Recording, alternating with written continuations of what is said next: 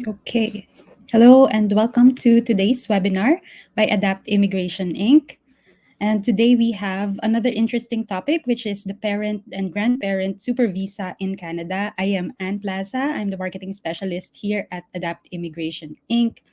And as you know, Adapt is composed of two companies, which is Adapt Immigration Inc. and Adapt Consultants. Adapt Immigration Inc., together with our regulated Canadian immigration consultant, handles immigration services. So we provide service for PR application, super visa, spousal sponsorship, and other immigration related services, while Adapt Consultants work with universities and colleges to help people who want to study here in Canada.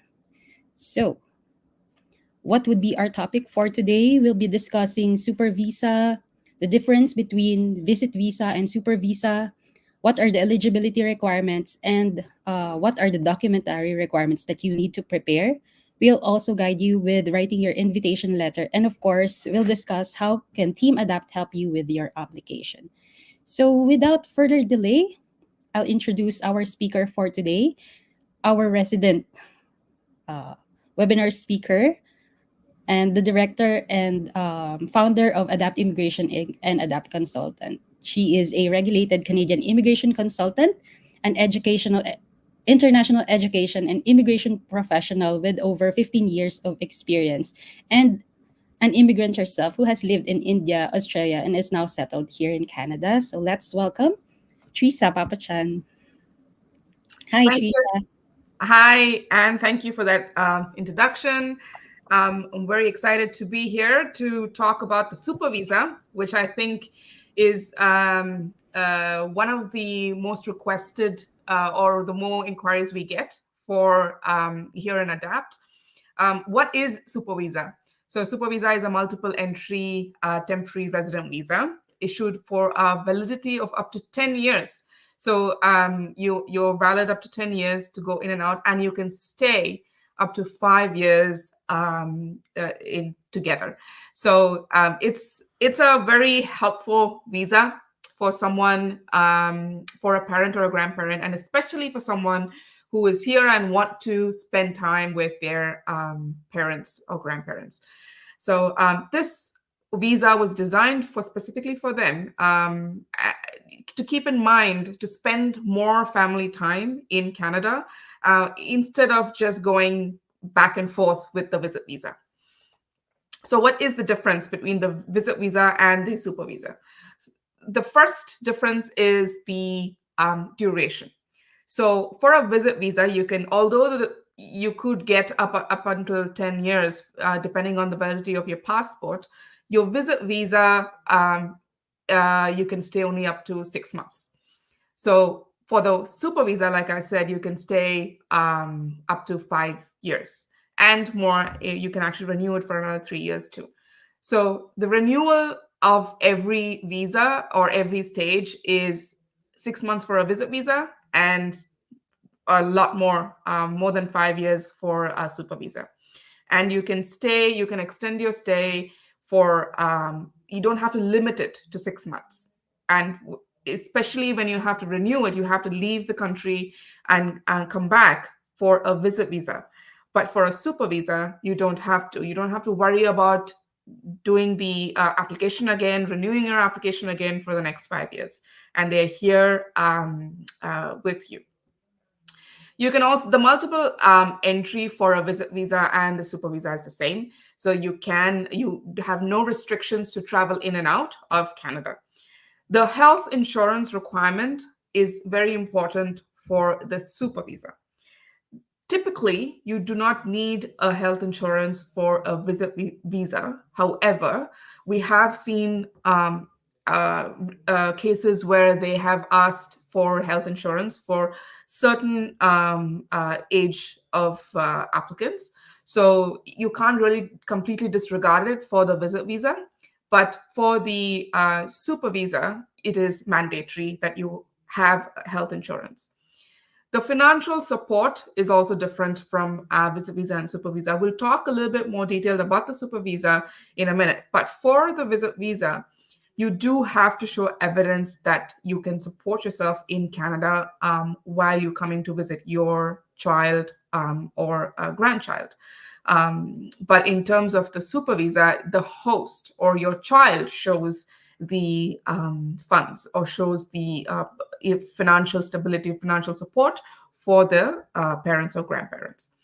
So that's the main difference between the visit visa and the super visa.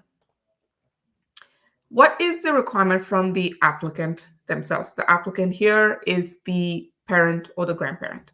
So the applicant needs, of course, the proof of identity.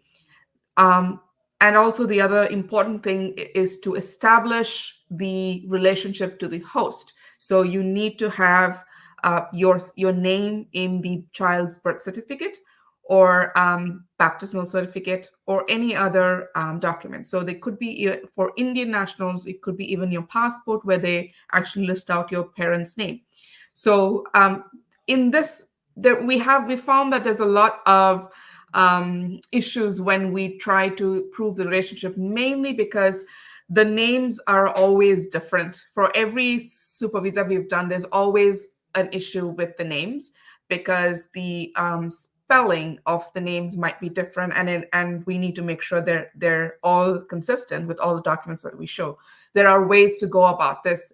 For example, one is to make sure that you sometimes need to actually change the name back to your own name just for the proof of this, or sometimes you might need to show other proof to show that you are still the same person and you are the parent or the grandparent of the child in Canada. So the applicant's relationship to the host is important, or one of the crucial documents for the super visa. The other crucial or important document is the medical admissibility. I also find that there are challenges within these age groups, or especially for parents and grandparents, that they have to keep doing the medical exam maybe once or twice to make sure that they pass the exam.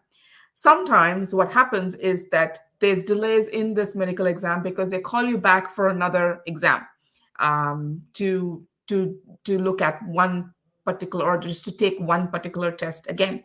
So there are ways where, or there are times when people have come into Canada and they still have to do another test because their medical exam didn't come out the way, or didn't come out the way the IRCC is completely satisfied that you are not completely medically inadmissible.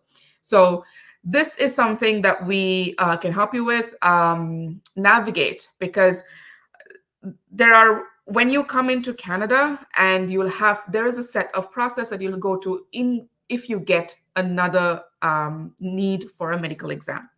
So medical admissibility is also very, very important.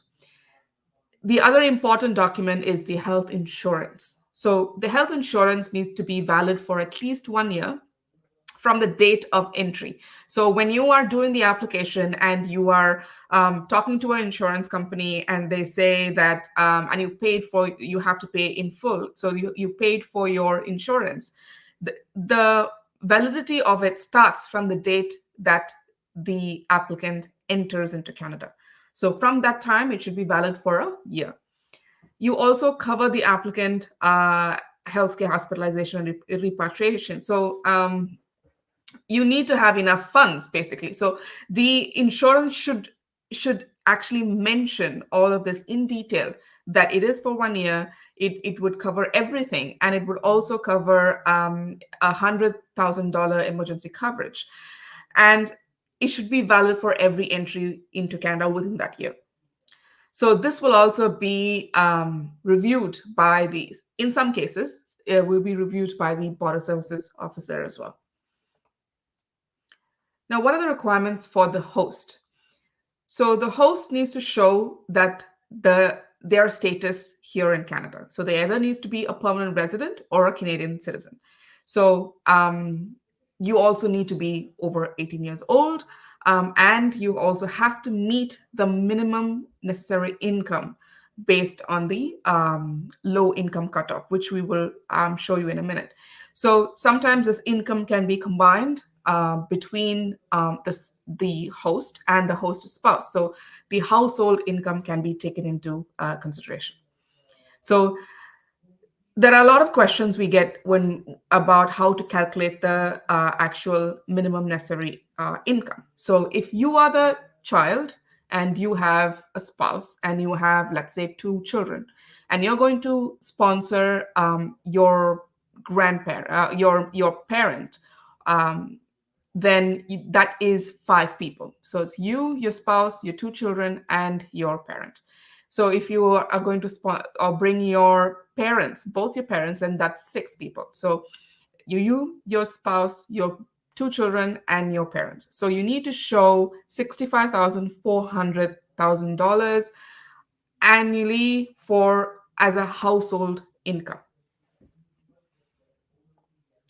And what are the acceptable financial documents for you as a host? So you do need to show the notice of assessment, which is your CRA documents, your T4 or T1 from last year. You need to show your pay stubs, or the most recent. We take at least 6 months. Your employment insurance, if you do have any, a letter from an accountant confirming your annual income if you're self-employed, and proof of other sources of income. So if you have any pension statements or anything like that, and the letter from your employer as well, stating your job offer, your job description, and salary. We also take your bank statements to show that you have consistent income or to prove that your salary is being deposited into your bank. The co-signer. There could be a co-signer with your application. So a spouse or common law of the host may co-sign the letter of invitation. So proof of an eligible co-signer should include the following documents. So what is the following documents? Proof of the relationship to the host. So you need to show that you are related, so either in a marriage a marriage certificate, or other ways of proof.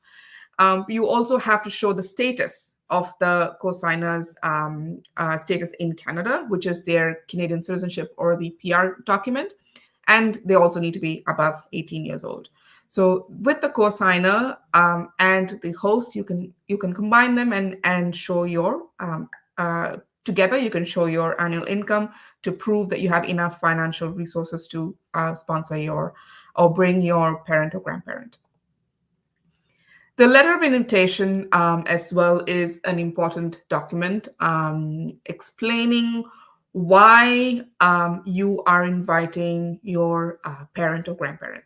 So the applicant must provide the letter written and signed by the host.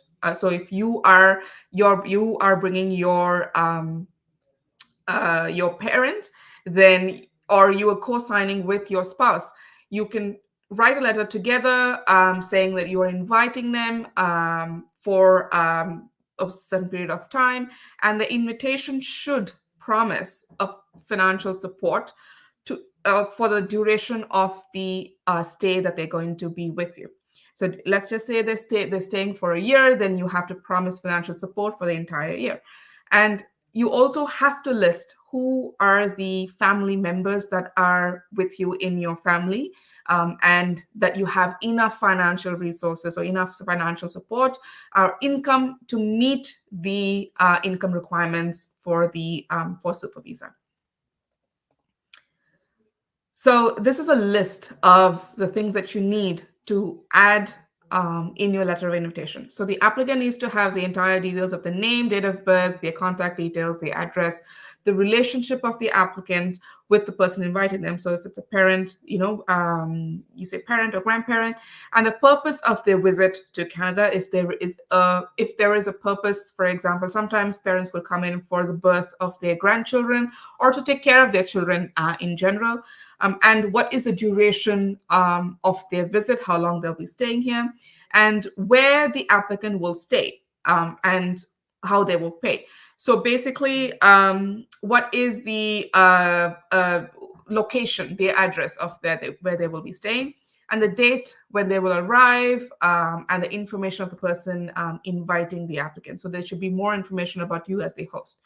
And For the host and the co-host, your details, date of birth, contact information, your exact address, status in Canada, the job title, and the number of people living in the household. So this is just a basic requirement of what we'll be looking for in a letter of invitation. We at Adapt will also help you edit this and add in information if required. So, in saying that, how do we actually do this assessment? We first do an initial consultation with you, the host, to talk about whether you are eligible as a host, and we'd go through your documents, your income proof, and all of that, and then we would ask about your invitee, the person that you're going to invite. So once we have a detailed consultation with that, we will then look at giving you a list of documents for you to start preparing. So we have a document checklist that our documents person will be a document specialist will actually give you a list of documents where you can start preparing for processing the application, and we'll be helping you with the forms. We'll help you get the invitation list and all of the other supporting documents required for your application. We also have a 3-point checking here at Adapt that we follow for not only for Super Visa, for all applications, just to ensure the high quality of applications being submitted to IRCC. And every submission or every application that comes through ADAPT will get a submission letter by me, by an RCIC, explaining about the application and explaining all the details about your application or any gaps that needs extra explanation or proof to cater to the IRCC's requirements. And then we do the application submission. So what is the benefit of working with us, apart from just your application process and just giving you a high quality application process? The Adapt Comprehensive Program. So once you work with us once, you would be then eligible to get a 10% discount on all future services, and you can earn from referrals as well. So we always give out or try to give out as much as discounts and offers for our current clients. So you will be part of that program called the Adapt Comprehensive Program. So this, in a nutshell, is what a super visa is. But if you have any questions, I'm happy to answer that.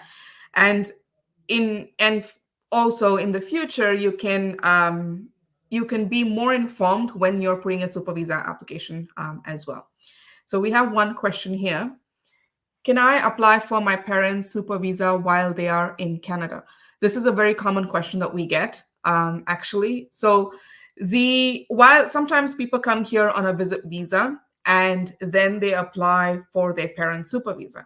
So the right answer, or the answer to the question, is technically you need to be out of the country when you apply for the super visa, because there is no way that you can get although you can apply while you're here. So when you're here, you do the application process, you put it online, you have all your documents. But when you get your passport stamped, you do need to be outside of Canada. Also, you would need to do your medicals outside of Canada as well. So it can give you a little bit of complications while if you're here. So my suggestion is always to apply for your super visa outside of Canada. So while you can, maybe start the process while you're here, but you still need to be outside of Canada. The next question is, I don't have income, but my husband does. Can I apply for a super visa for my mother? So yes, you can combine your income. So you can be the co-signee and combine your income, and it would be taken as a combined household income. And as long as it meets the requirement of the minimum threshold required for the super visa, you should be okay to apply with your husband or a co-signee. The other question is, my PR application is still in process. Can I apply for a super visa for my parents? Um, so while you are in the, let's just say, let's assume you're in a temporary work permit or a study permit, or I mostly would be a work permit. So if you're currently on a TR and you are in the process of applying for PR, you can do two things. Either wait till you get your PR application so you can apply for a super visa that lets you stay for a longer period of time. Or if you're in a hurry, you can apply for a visit visa and bring them here on a visit visa. And then they might need to go back sometimes, depending on when your PR is being approved. They either might need to go back or get an extension and then go back and apply for a super visa from the home country. So it all depends on how when you applied or how long more you need to for the PR application. So if you already applied and another 3 6 months left in your processing, then it's better to wait and just do the application. But if you still really want them here, then visit visa is your way to go. If there are any more questions, I'm happy to answer. Our initial super visa application got rejected due to health reasons. Can we still reapply? Should we do what should we do to get a higher chance of approval? So one of the crucial things for a super visa is mostly for super visas because of the age factor is the medical tests. So if your application has been rejected due to the medical test or due to the medical exam, we need to know what exactly it was rejected for. So if you have been rejected based on medical inadmissibility, then it's a very harder application to reapply for. So if not, then sometimes you could still apply. So it really depends on the reason of rejection. So medical inadmissibility is taken very seriously here in Canada. So if you do have something that would um, put in burden to the Canadian health system, then it would be harder for us to put a reapplication. In that case, your way to go will be to apply for a visit visa where the duration is shorter. Um, Even then, we have to have a longer explanation. So even with medical inadmissibility, there are ways or there are reasons as to why you would get rejected and how we can tackle them. So that is a longer application that you would need to discuss with immigration consultant or a lawyer. So I think that's the end of the questions so far. If you have any questions, please do reach out to us and we can help you with your queries. For everyone who has registered here, will get a free consultation link. Usually our consultations are charged $200, but because you're here, you've taken the first step, you all receive a free consultation link to talk to us, and we will help you with your super visa or any other inquiries. Thank you for attending this webinar today. Thank you for taking time. And please like and follow us for more updates on webinars. We do this quite constantly. We have many webinars that come for the next few months. So please follow us on our socials and leave us a message if you have any questions. Thanks once again. Thanks, Anne, for coordinating this. And you have a great day and a great week.